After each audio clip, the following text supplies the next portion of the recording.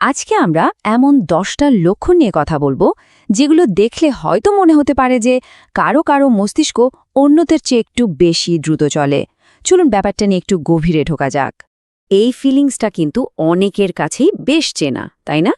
ধরুন কোনো একটা আলোচনায় সবাই যখন একটা টপিক বুঝতে শুরু করেছে, আপনি হয়তো তখন সেটার কি ফলাফল হতে পারে তা নিয়েও ভাবা শুরু করে দিয়েছেন। এই যে একটা আলাদা থাকার অনুভূতি, এটাই কিন্তু আমাদের আজকের আলোচনার মূল ফোকাস। আচ্ছা, তাহলে চলুন মূল কনসেপ্টটাতে আসা যাক। আমরা এটাকে বলছি হাই ভেলোসিটি ইন্টেলিজেন্স, বা বলা যেতে পারে উচ্চ গতির বুদ্ধিমত্তা। আর এর আসল ব্যাপারটা কিন্তু জ্ঞানের পরিমাণ নিয়ে নয়, বরং তথ্য প্রসেস করার স্পিড নিয়ে। মানে এটা কিন্তু আমাদের ওই গতানুগতিক বুদ্ধিমত্তার মতো ব্যাপার না, এটাকে অনেকটা ব্রেনের প্রসেসিং স্পিডের সাথে তুলনা করা যায়। মানে কত তাড়াতাড়ি কেউ ডটগুলো কানেক্ট করতে পারে আর বিভিন্ন পসিবিলিটি নিয়ে ভাবতে পারে।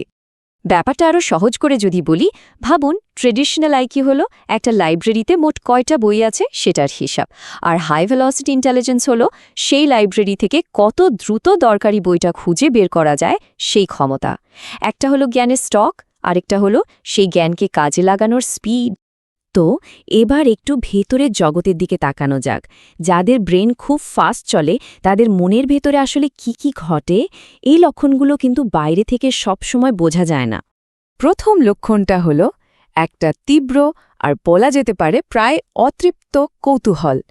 এটা শুধু নতুন কিছু জানার ইচ্ছা না, এটা হলো যে কোনো জিনিসের একদম গভীরে গিয়ে বোঝার একটা তাগিদ। এটা কেন হয়, কিভাবে কাজ করে, এই সব কিছু। এই যেমন ধরুন, অনলাইনে কোনো একটা টপিক নিয়ে রিসার্চ করতে করতে ঘন্টার পর ঘন্টা পার করে দেওয়া, বা কথা বলার সময় সমানে প্রশ্ন করা, এইগুলো অনেকের সাথে মিলে যাবে, তাই না? একটা ফাস্ট ব্রেন শুধু উত্তরে সন্তুষ্ট থাকে না, উত্তরটা কিভাবে এলো পুরো প্রসেসটা বুঝতে চায়। আর ঠিক এই কারণেই তাদের ইন্টারেস্টের জায়গাও হয় অনেক। এরপরে যে লক্ষণটা, সেটা হলো খুব দ্রুত প্যাটার্ন চিনে ফেলার ক্ষমতা। মানে এমন সব কানেকশন বা ট্রেন্ড চোখে পড়ে যাওয়া যা অন্যরা হয়তো সহজে খেয়ালই করে না। এটা অনেকটা সহজাত একটা ব্যাপার। এই কোটেশনটা কিন্তু ব্যাপারটা দারুণভাবে তুলে ধরে। এটা কোনো চেষ্টা করে করা জিনিস না, বরং একদম ভেতর থেকে আসে। অনেক এলোমেলো তথ্যের ভেতর থেকেও একটা ফাস্ট মাইন্ড খুব সহজে কানেকশনগুলো খুঁজে বের করে ফেলে, ঠিক যেন এক মুহূর্তে পাজলের সবগুলো পিস মিলে যাওয়ার মতো। এটাকে তো একটা মেন্টাল সুপার পাওয়ারই বলা চলে। যখন কোনো সমস্যা সামনে আসে, একটা ফাস্ট ব্রেইন তখন শুধু একটা সমাধান নিয়ে বসে থাকে না, বরং একই সাথে মাথায় অনেকগুলো হোয়াট ইফ সিনারিও আর তার সম্ভাব্য ফলাফলগুলো চলতে থাকে। আর ঠিক এই কারণেই কিন্তু এরা প্রায়ই খুব ভালো প্ল্যানার আর প্রবলেম সলভার হয়। এটা কিন্তু বেশ ইন্টারেস্টিং একটা পয়েন্ট, যে ব্রেইন ডেটা এত দ্রুত প্রসেস করে, সেই একই ব্রেইন কিন্তু ইমোশন বা আবেগকেও খুব তীব্রভাবে ফিল করে। এদের সহানুভূতি অনেক গভীর হয়, আর এরা অন্যের মনের অবস্থা বা অনুভূতিগুলো খুব সহজে ধরে ফেলতে পারে। আচ্ছা, এতক্ষণ তো ভেতরের জগতের কথা হলো। এবার চলুন দেখি এই ব্যাপারগুলো বাইরে থেকে কিভাবে প্রকাশ পায়। মানে আচরণে কোন কোন লক্ষণগুলো ফুটে ওঠে যা অন্যরাও দেখতে পায়। এই যে কুইক উইট বা সার্কাস্টিক হিউমার, এটা আসলে খুব দ্রুত কানেকশন তৈরি করার একটা সরাসরি রেজাল্ট। কথা বলার সময় এরা অন্যদের চেয়ে অনেক তাড়াতাড়ি বিভিন্ন লেয়ারের মানে আর মজার দিকগুলো ধরে ফেলে, আর সেজন্যই এদের জোকসগুলো হয় খুব শার্প। এই চার্টটা দেখুন, কি ইন্টারেস্টিং।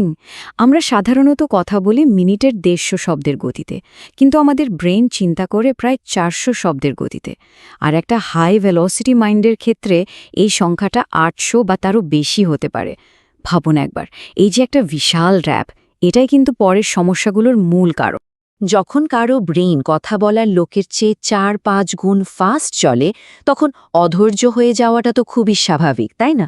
আর এটার কারণে অনেক সময় অন্যের কথা শেষ হওয়ার আগেই নিজে বলে ফেলা বা স্লো মিটিংয়ে বিরক্ত হওয়ার মতো ঘটনা ঘটে।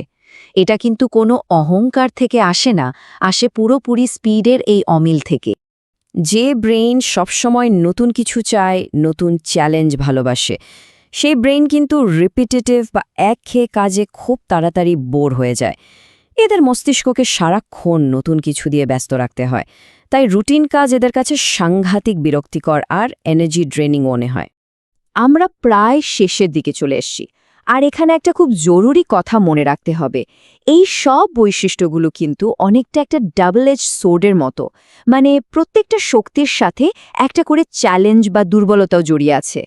এই টেবিলটা দেখুন, পুরো ব্যাপারটা কি সুন্দরভাবে এক জায়গায় নিয়ে এসেছে। যেমন দ্রুত প্যাটার্ন চেনার ক্ষমতা একদিকে যেমন অসাধারণ ইনসাইট দেয়, অন্যদিকে আবার সাধারণ ব্যাপার নিয়েও বেশি বেশি ভাবায়। আবার দেখুন, তীব্র কৌতূহল থেকে যেমন খুব দ্রুত শেখা যায়, তেমনই এটা মেন্টাল বার্নআউটের ঝুঁকিও তৈরি করে। মানে প্রত্যেকটা ভালোর সাথেই একটা চ্যালেঞ্জ জড়িয়ে আছে। তাহলে আসল কথাটা কি দাঁড়ালো? আসল কথাটা হলো, এই লক্ষণগুলো কাউকে জাজ করার জন্য নয়।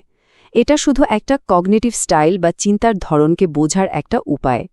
এই বৈশিষ্ট্যগুলো চিনতে পারলে নিজের সাথে আর অন্যদের সাথে কমিউনিকেট করাটা হয়তো আরও একটু সহজ হয়ে যায়।